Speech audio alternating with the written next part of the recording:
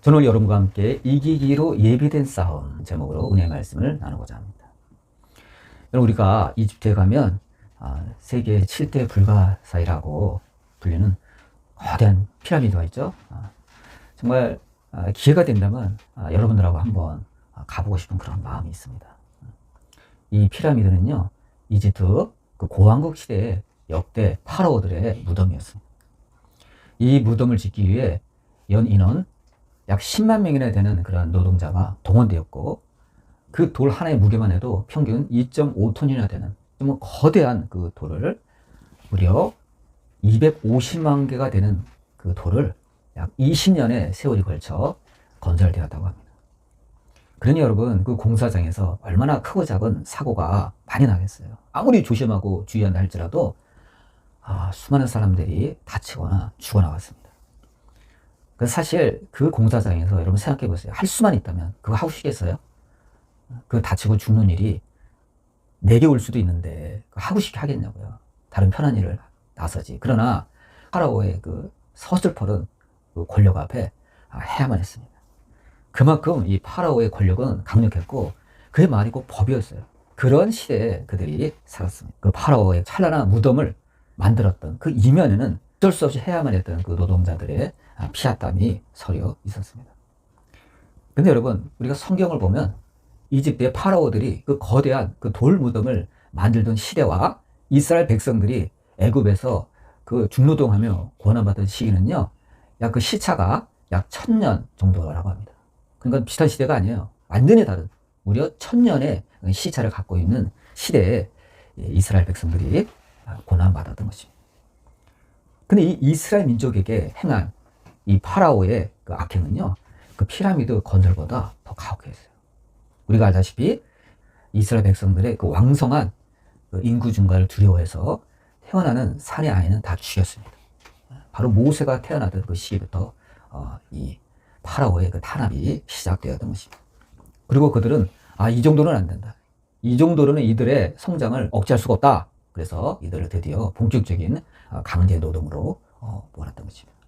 그래서 국고성인 이 비돔과 이 라셋 건설을 저들이 추진했습니다. 여러분, 그래서 국고성이 뭐죠? 국고성은 나라의 유사시를 대비해서 전쟁이나 혹은 기근이 닥쳤을 때 이 비상시를 대비해서 어떤 그 성읍을 이렇게 정해가지고 그곳에 식량이나 또는 무기 이런 걸 갖다 미리미리 비축해둬서 그 비상시에 대처하려는 그러한 일종의 보급 창고예요.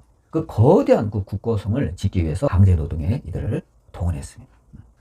그러니까 이들은 그 돌을 직접 구워서 만들고 또 흙을 나르고 하는 이런 강제 노동에 시달려 있습니다. 자유인으로 살던 그들이 하루아침에 이러한 노예로 전락할 때 그럼 이들이 얼마나 괴로웠겠습니까? 하루하루 사는 게 정말 죽을 고생이었습니다. 그들의 땀과 눈물이 그 노동 현장에 그대로 떨어졌습니다. 요셉이 총리에 있을 때는요, 이스라엘 사람들은요, 대우받았어요. 위대한 총리의 그 백성들이라 그래가지고 굉장히 그 고센 땅에 살면서 자유를 허가받고 풍족하게 저들은 살았습니다. 그러니까 여러분, 인구가 늘어난 거죠. 근데 정권이 바뀌자 하루아침에 돌변된 거예요. 그 뒤편에는 하나님의 섭리가 있다는 것을 우리는 잊으면 안 됩니다. 여러분, 힘들수록 우리는 뭐를 계산해야 되죠? 하나님을 계산해 둬야 되는 거예요. 하나님 모르시는 게 아니에요. 하나님이 다 알고 있어요. 하나님의 위대한 섭리와 구원 계획이 오히려 더 크게 예비되어 있음을 우리는 알고 잊으면 안 됩니다. 그러니까 하나님은 그 악조건 속에서도 우리 모든 사람의 개개인과 우리나라를 위해서 구원의 계획을 준비하고 있다는 것을 우리는 알고 있어야 됩니다. 그러면 여러분, 위기라는 것은 당장은 내게는 힘들지만 하나님의 시각으로 보면은요, 위기는 하나님의 섭리예요. 하나님이 기근을 피해온 그 야곱에게 맨 처음 뭐라 그랬죠? 애굽에 온 야곱에게 두려워하지 말라 그랬어요. 너무 걱정하지 마라. 너로 하여금 큰 민족을 이루게 하겠다. 처음에는 야곱의 일가족만 났잖아요. 이것이 수백만으로 불어나는 놀라운 역사를 하나님께서 고센 땅에서 해내셨습니다. 크게 번성했죠. 그런데 약 400년의 세월이 흘렀습니다. 이스라엘 민족이 엄청나게 비대해지자 이 파라오를 두려워했어요. 그래서 그들을 노예로 삼고 강제 노역을 시켰습니다. 그러나 여러분, 이 파라오의 탄압은요, 이스라엘을 향한 하나님의 신호였어요. 떠날 때가 됐다 하는 신호. 출애굽 신호였어요. 근데 여러분, 이러한 하나님의 신호는요, 옛날에만 있는 건 아니에요. 그 후에도 있어요. 우리가 알다시피 세계 2차 세계대전이 일어났을 당시에 유럽 각지에는요, 수많은 유대인들이 흩어져 살고 있었습니다. 그런데 이미 유대인에 대한 탄압은요, 이미 중세시대부터 있었어요. 그리고 특히 18세기부터의 그러한 조짐이 있었습니다. 그래서 많은 유대인들이 이러한 유대인에 대한 탄압을 피해서 20세기 초까지요, 자유를 찾아 약 200만 명이 미국으로 이주했다 그래요. 이민 간 거죠. 그런데 히틀러가 독일에 집권을 하자 더 상황이 악화됐습니다. 그전에는 은근히 막 왕따를 시키고 은근히 차별을 했다면 이제는 막 대놓고 가택 수색을 하고 유대인들을 잡아들이기 시작하는 거예요. 심각하죠. 이러한 상황을 눈치챈 유대인들이 뒤늦게 또 이민을 떠났습니다. 그러니까 이민으로 말하면 막차를 탄 거죠. 이때가 아니면 우리는 죽는다. 여러분, 도망갈 때 도망가야 돼. 도망갈 때 도망가야 돼. 그런데도 여러분, 그걸 알지만 사정상 오랜 생업을 그 유럽 땅에 뿌리를 내렸기 때문에 미처 도망갈 수가 없는 그런 사람들이 있었습니다. 이게 또 현실이에요. 막차를 타고 싶죠. 근데 도망갈 수 없는 현실이 또 있어. 그런 사람들이 유럽 각지에 남아있다가 히틀러에게 봉변을 당한 것입니다. 무려 600만 명이 처형됐어요. 이래서 사람은요, 때를 분별하는 그런 지혜가 필요한 것입니다. 이처럼 위기를 감지하고 하나님의 때를 분별하는 자는요, 망하지 않아요. 하나님이 계속 신한을 주세요. 하나님이. 지금은 움직일 때다. 이게. 이스라엘 백성이 여러분 계속 애굽에 머물렀다면 어떻게 됐겠죠? 그들은 멸망당했을 것입니다. 사내 아이를 태어나는 족족 죽이죠. 그리고 매일 강제노동에 시달리죠. 여러분, 그 민족이 과연 살아남을 수 있을까요? 멸망하는 거예요. 그대로 있다가. 그래서 하나님은요, 자기 백성을 구원하시려 이끌어 내셨고 모세를 지도자로 세우셨던 것입니다. 그럼 여러분, 위기 때 우리는 두려움 대신 하나님의 구원을 바라봐야 합니다. 파라오의 군대가 저들을 막으려고 추격해오자 홍해 앞에 선 이스라엘 백성은 극도의 공포에 빠졌습니다. 그들은 곧바로 모세에게 뭐라 그랬죠? 아니, 애굽에 매장지가 없었어. 네가 우리를 광야로 이끌어내 우리를 죽게 하느냐? 야, 참. 여러분, 사람이 그래요. 자기들 구원해 주려고 지금 모세가 애써서 지금 이끌고 나왔는데 또 딴소리를 하는 거야. 아니, 애굽에 무덤이 없어서 우리를 광야로 이끌어내 죽게 하냐 이거야. 자, 어떻게 보면 배은망덕한 거죠. 근데 사람이 이렇게 약해요. 여러분, 사람이 마음이 이렇게 약해지는 거는요, 사람의 본능이기도 하지만 하나님을 계산에 넣지 않은 사람은요, 항상 이러한 상황에 처하게 됩니다. 그러면서 더 심한 말을 합니다. 애굽 사람을 섬기는 것이 광야에서 죽는 것보다 낫겠다. 이렇게 하며 모세를 원망합니다. 보통 인간은 고통이 다가오면 쉽게 주변 사람들을 원망합니다. 너 때문에 그렇다. 내가 이렇게 된 것은 너 때문에 그랬어.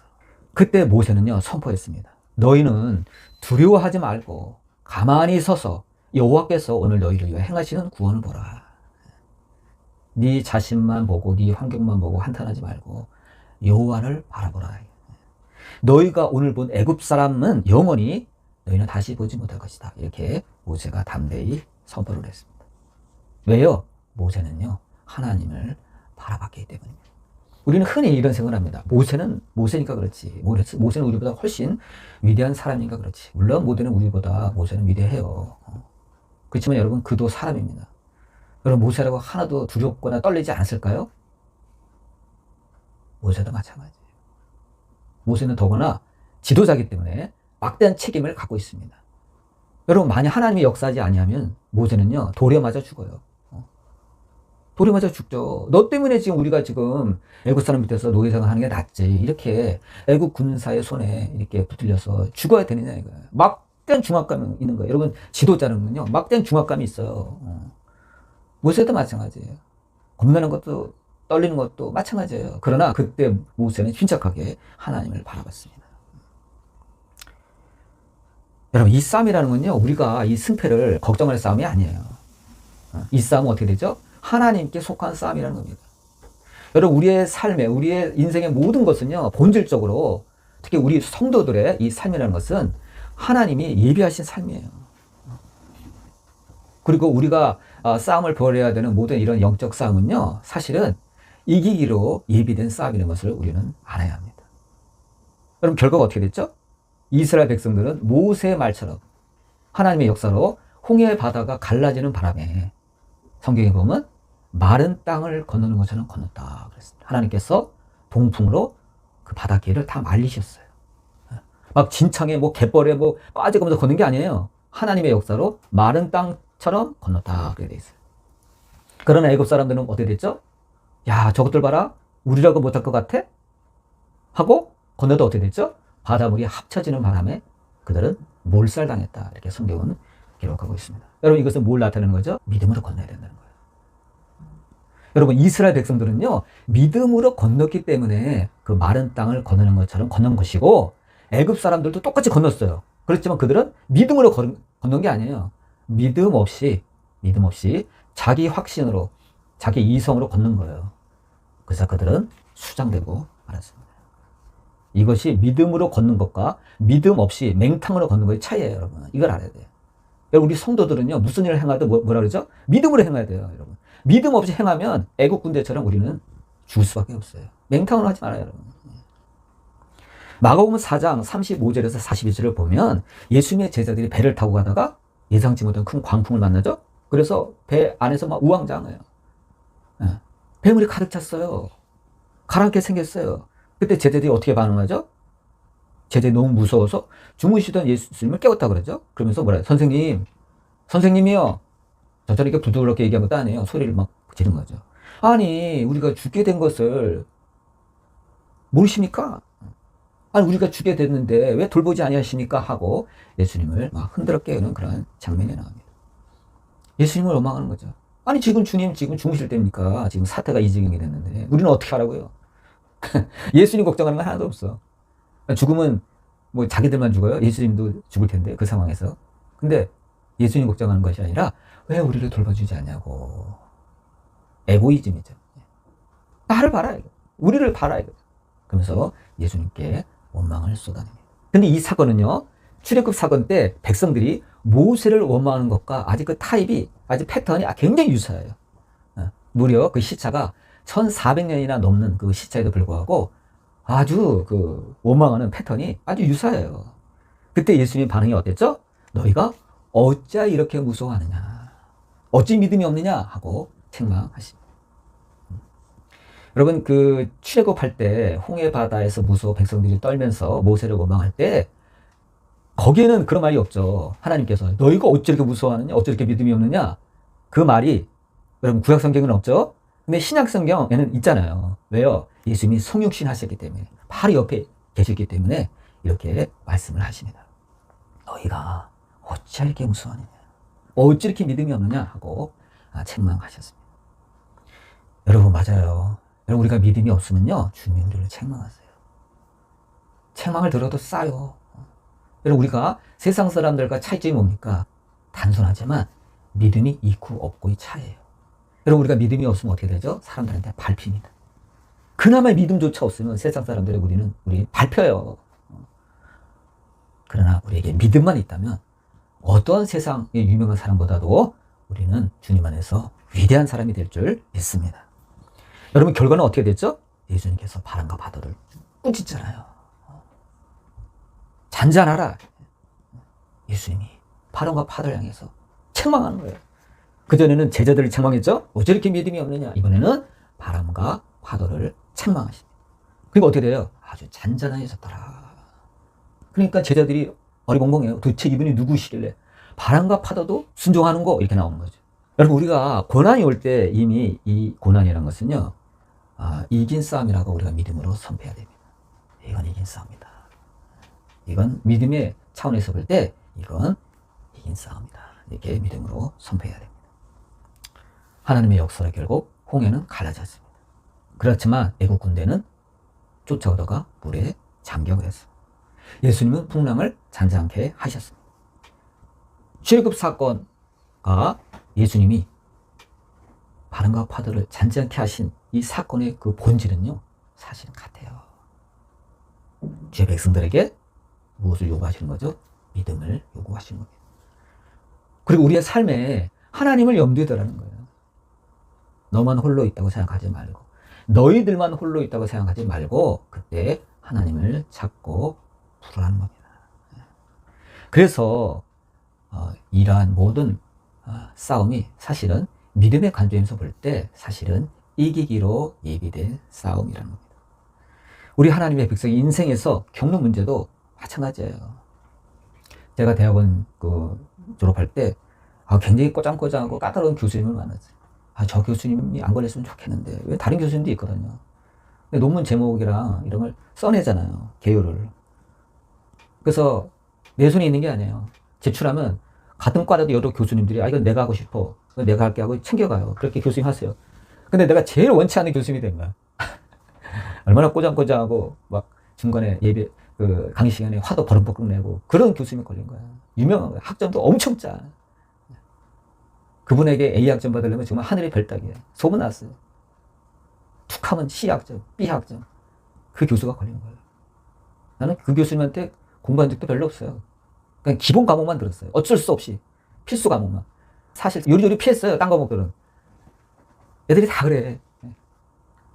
근데 그 교수님이 걸린 거야. 갖다 내면 빠꾸, 갖다 내면 빠꾸. 계속 퇴짜를 맞는 거야. 의욕이 뚝 떨어져. 그것도 한번 만나려면 힘들어요. 교수님 연구실 밖에서 오랫동안 기다린 적이 한두 번이에요. 오늘 바쁘다고 또 그냥 가래. 와, 진짜 열받아요. 황당하더라고. 막 이래가지고 졸업하겠어. 또 고치고, 또 고치고, 또 고치고. 그래서 전 그럴 때마다 그래도 졸업을 해야 되는 거 아니에요. 그래서 졸업하는 그 모습을 마음속에 그렸습니다. 사과물을 쓰고 학위증을 받는 그런 생각을 하면서 그래도 하나님이 나를 도와주시리라. 그래서 그런 마음을 마음속에 그렸습니다. 그러니까 세월이 지나고 보니까 결국은 졸업을 하게 되더라고요. 어느 날 오라고 부르더니 그 자리에서 쓱쓱쓱쓱 해서 사인해 주더라고. 그럼 뭐야? 황당한 거야. 그래서 물어봤죠. 보셨냐고. 봤대요. 근데 열심히 보신 것 같지는 않아. 나름 뭐 사정이 있었겠죠. 하여튼 그래서 졸업을 했습니다. 그 당시는 너무 힘들죠. 세상 이렇게 살아야 돼? 힘들죠. 그러나 그것도 길게 보면 하나님이 예비하신 고난이에요. 정말 쉬운 여정은 없는 것 같아요. 다 그것도 하나님께서 예비하신 이기기로 예비된 싸움이었습니다. 여러분, 우리가 흔히 겪는 이 돈 문제나 또 다른 문제도 사실은 마찬가지예요. 어떠한 과정을 통해서 해결될지는 사실은 누구도 잘 모릅니다. 우리는 그러나 그럴 때마다 주님을 염두에 둬야 됩니다. 내 인생에 바람과 파도가 몰아칠 때, 나의 삶에 물이 가득히 들어갔을 때 우리는 어떻게 해야 되죠? 그럼에도 불구하고 예수님을 염두에 둬야 됩니다. 그리고 우리 마음속에 이미 다 해결된 모습을 그리면서 믿음으로 그것을 상상하며 이겨내야 됩니다. 그럼 여러분, 우리는 모든 문제 앞에서 오직 믿음으로 이건 이긴 싸움이다. 난 지금 고난받고 힘들지만 그러나 여러분, 이것은 주님 안에서 이미 이긴 싸움이다 라는 것을 선포해야 됩니다. 여러분, 우리가 상황이 어려울지라도 우리가 승리한 그 결말을 가슴에 품고 기도할 때 하나님은요, 우리의 믿음을 보고 응답하시는 겁니다. 여러분, 우리 하나님은요, 자동 파미기가 아니에요. 그래, 내가 너를 기다렸어, 응답해주마. 그런 하나님 아니십니다. 꼭 주님은 우리에게 믿음을 달아보십니다. 얘가 나의 이 축복을 받은 믿음이 있는가? 우리 하나님은요, 우리를요, 훈련시키세요. 훈련시키는 분이에요. 여러분, 그러한 바람과 파도도요, 사실은 제자들을 훈련시키기 위한 예수님의 섭리였습니다. 분명히 기억하십시오. 하나님은 우리의 믿음을 보고 응답하십니다. 하나님은 우리가 상상하지 못한 방법으로 우리의 길을 여시고 우리를 위협하던 사람이나 마귀들을 주님께서 물리쳐 주실 것입니다. 그러면 여러분, 우리의 삶에 닥친 그 어떠한 문제 앞에서도 여러분 기죽지 마시고 두려워하지 마시고 우리의 믿음에 응답하신 하나님을 기대하면서 이것은 이미 이긴 싸움이다. 지금은 당장 그렇지만 결국 해결될 것이다. 이것은 주님이 함께 하심으로 이긴 싸움이다. 믿음으로 담대하게 선포하시길 바랍니다. 그리고 항상 구원의 주님을 바라보십시오. 사방이 다 막혀도 여러분, 하늘은 뚫려 있어요. 우리를 위해서 위대한 일을 행하실 하나님의 얼굴을 바라보고 믿음으로 선포하십시오. 이것은 이긴 싸움이다. 기도하시겠습니다.